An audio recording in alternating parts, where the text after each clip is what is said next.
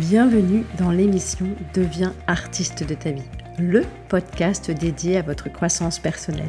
Ici, on parle de changement de vie, de transformation. On se reconnecte à l'essentiel, on ose, on s'autorise, on assume qui l'on est.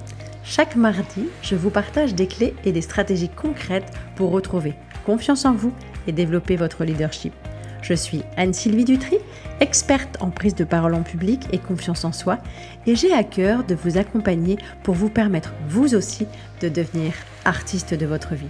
Je vous souhaite une belle écoute et je vous dis à mardi. Bienvenue dans ce nouvel épisode. Aujourd'hui, j'aimerais vous parler d'un élément clé par rapport à la confiance en soi, quel que soit le contexte dans lequel vous allez évoluer. Ce qui va être vraiment important, c'est d'éviter de vous comparer.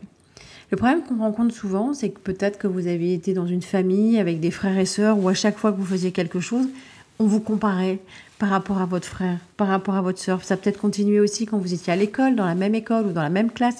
Vos professeurs ont continué à vous comparer avec votre fratrie. Et l'idée, c'est de comprendre qu'en fait, en fonctionnant comme ça, dès qu'on aura envie de faire quelque chose, le problème, c'est qu'on va être en permanence à identifier ce qui va mieux chez l'autre et ce que je n'ai pas moi. Et à partir du moment où on se compare à longueur de temps, on n'est pas dans les meilleures dispositions. C'est-à-dire que quand je me compare, je me dévalorise, je vois en moi que ce qui ne va pas, alors qu'en fait vous avez tous et toutes plein de qualités. Vous êtes capable de faire plein de choses, j'en suis convaincue. Le problème, c'est que vous ne le savez pas ou vous n'en êtes pas convaincu. Et ça, c'est vraiment important parce qu'en fait, là, l'idée, c'est vraiment d'aller comprendre qu'il va falloir débloquer quelque chose, détricoter des choses qui se sont mises en place avec le temps, que vous avez continué à cultiver sans vous en rendre compte, parce qu'à chaque fois que vous faites quelque chose, vous allez toujours faire les choses par rapport à une personne. Est-ce que c'est mieux? Est-ce que c'est moins bien? Et en fait, la problématique qu'on rencontre souvent, c'est que ça, c'est lié à notre conditionnement depuis que nous sommes enfants. Et je rencontre aujourd'hui des gens en entreprise qui ont la même problématique. Et je me souviens d'une personne, pour la petite histoire, qui me disait, en fait, ça fait peu de temps qu'elle était dans l'entreprise, et elle m'explique en fait qu'elle vient d'arriver, et elle me dit, oui, mais j'aimerais vraiment faire les choses aussi bien que mon collègue, on va l'appeler Paul. Et à un moment donné, je lui pose la question, je m'interromps et je lui dis, mais en fait, votre collègue Paul, ça fait combien d'années qu'il est dans l'entreprise? Elle me dit, ah, ben, ça doit faire une quinzaine d'années, quelque chose comme ça. Et je dis, vous êtes arrivé quand?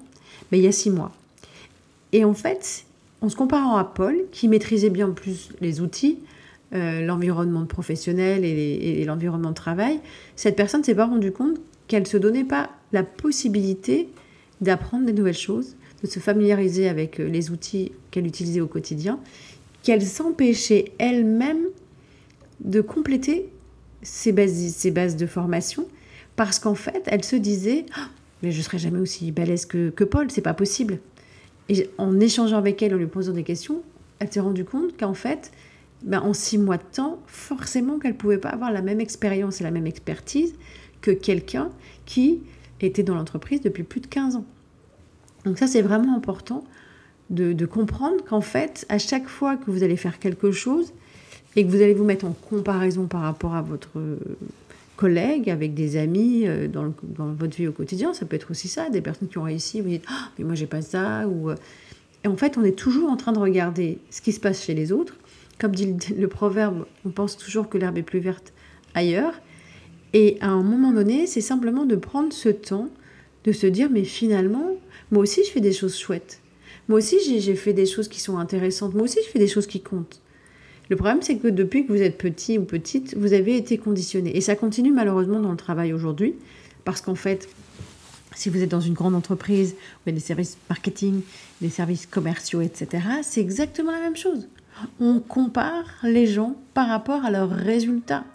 Mais le problème, c'est pas de comparer les gens par rapport à leurs résultats, c'est qu'en fait, on compare par rapport à des résultats collectifs. C'est-à-dire que si vous êtes dans un environnement où on parle des langues étrangères, il y a des gens qui vont peut-être avoir plus de facilité que vous. Mais forcément que vous serez moins à l'aise quand vous allez passer des appels ou quand vous serez en réunion qu'une personne qui est complètement fluente dans une autre langue. L'important, c'est vraiment de comprendre qu'on peut comparer des résultats, mais par rapport à moi. Vraiment. Si je fais le parallèle avec les Jeux Olympiques, puisqu'en ce moment c'est les JO, c'est aussi de se dire, je fais un temps par rapport au dernier événement que j'ai pu faire, au dernier tournoi que j'ai pu faire, à mon dernier entraînement. Le problème, c'est qu'en fait, quand on est dans la comparaison, on va comparer des personnes, mais elles ne partent pas du même point. Et je rencontre énormément de personnes, que ce soit en formation ou avec les étudiants que j'accompagne également, qui me disent mais je ne suis pas du tout à l'aise par rapport à telle et telle personne. Et en fait, j'essaye de leur faire prendre conscience qu'elles ne se comparent pas avec les bons indicateurs. C'est-à-dire que pour pouvoir être en mesure de rivaliser avec qui que ce soit, il faut vraiment qu'on ait exactement le même profil, la même façon de fonctionner, les mêmes dispositions. Mais si je n'ai pas les mêmes dispositions, ça ne fonctionnera pas. Donc là, ce que je vous invite à faire, c'est tout simplement de vous poser, de prendre un papier, un crayon et de noter aujourd'hui qu'est-ce qui, selon vous, vous empêche d'avoir réellement confiance en vous. Est-ce que c'est la peur d'être jugé? Est-ce que c'est les autres? Est-ce que c'est parce que vous avez toujours été timide, etc. Prenez le temps vraiment de noter tout ce qui vous passe par la tête. Essayez de penser à des situations dans lesquelles vous n'êtes pas senti forcément à l'aise. Qu'est-ce qui s'est passé? Déjà, dans un premier temps, dans quel état émotionnel vous étiez? Et tout le temps. C'est-à-dire que parfois, on va avoir peur de parler devant des personnes. En réunion, on va se sentir un petit peu stressé par rapport aux autres. Mais concrètement, ça vient d'où, en fait? Et aller chercher l'origine de cette problématique. Qu'est-ce qui fait qu'à ce moment-là, je n'ai pas eu confiance en moi? Est-ce que j'avais peur de décevoir mon patron? Est-ce que j'avais peut-être mis la barre trop haute? Est-ce que j'avais pas forcément préparé ce que je voulais faire? Est-ce que j'étais pas assez entraînée? Est-ce que j'ai perdu mes moyens parce qu'en fait, j'avais un discours interne qui était beaucoup trop présent et je me suis auto-sabotée? Prenez vraiment ce temps pour aller identifier ce qui va venir, j'allais dire, un petit peu le grain de sable qui va venir enrayer la machine.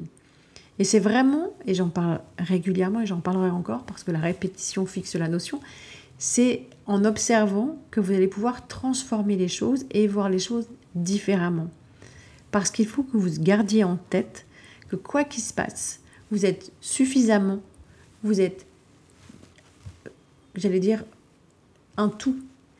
Il y a souvent des personnes qui me disent « je ne suis pas assez ». Vous êtes assez, vous êtes suffisant. Vous êtes une personne extraordinaire. Vous êtes une personne qui méritait d'être là. Ne vous posez même pas la question. C'est-à-dire qu'il y a plein de gens qui vont dire « oui, mais je ne mérite pas ça quand j'ai ça et tout ». Il y a des personnes qui vont avoir des soucis de recevoir des compliments parce qu'elles ne sont pas du tout à l'aise avec le compliment. Et quand on leur fait un compliment, parfois certaines personnes se disent « mais il y a une arrière-pensée, on va vouloir profiter de moi ». Non. Prenez juste la mesure que la personne a envie de vous partager, que vous êtes quelqu'un d'agréable, que vous êtes quelqu'un sur qui on peut compter, que vous êtes toujours là quand elle a besoin de vous. Prenez-le, accueillez-le en fait. Et déjà, en observant votre façon de fonctionner par rapport à ça, vous allez vous apercevoir que vous pouvez faire les choses autrement. Et ce qui va être vraiment important, c'est d'être dans l'observation de comment vous réagissez par rapport à une situation donnée. Est-ce que vous êtes en permanence en train de vous comparer ou au contraire, et de prendre conscience du coup que vous êtes en train de vous dévaloriser, ou au contraire, vous êtes en capacité de faire la distinction entre ce que l'autre va faire et ce que vous êtes en capacité de faire. Parce que on a tous démarré par quelque chose. Peut-être que les personnes auprès desquelles vous comparez, elles ont de l'expérience, une expertise plus poussée que la vôtre, mais ce n'est pas pour autant que vous ne l'avez pas et que vous n'allez pas l'acquérir. C'est simplement que l'espace-temps est différent. Et aujourd'hui, ce qui peut être problématique, c'est qu'en fait, vous voulez tout maîtriser en un seul claquement de doigts, alors qu'en fait, il va peut-être vous falloir de la pratique pour pouvoir être plus à l'aise, que ce soit dans votre façon de parler avec les gens, que ce soit lorsque vous avez préparé un projet pour le présenter en réunion, quand vous allez peut-être parler devant différentes personnes. Sachez que tout ça, ça demande du temps. Et les personnes que vous admirez, il y a un boulot énorme derrière pour pouvoir être en maîtrise de leur art, quel qu'il soit. Ça ne se fait pas comme ça. Donc ça, c'est vraiment important et je voulais vraiment insister là-dessus aujourd'hui. Donc je vous souhaite une très belle journée et je vous dis à très bientôt.